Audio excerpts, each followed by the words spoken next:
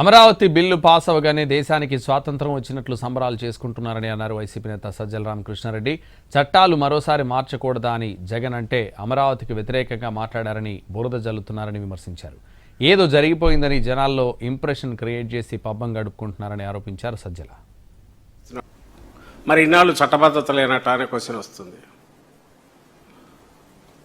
పోనీ ఇది చట్టబద్ధత సంబంధించినంత వరకు ఈరోజు నువ్వు చట్టం చేస్తే రేపు మళ్ళీ దాన్ని సవరించే అవకాశం లేదా అని జగన్మోహన్ రెడ్డి గారు అన్నందుకు చూడు సవరిస్తున్నాడు మళ్ళీ అని ఆయన మీద పడి ఏడుపులు.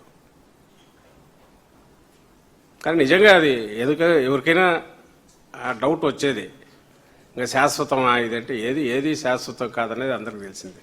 దట్ డజంట్ మీన్ దాన్ని ఏదో చేస్తారని కాదు.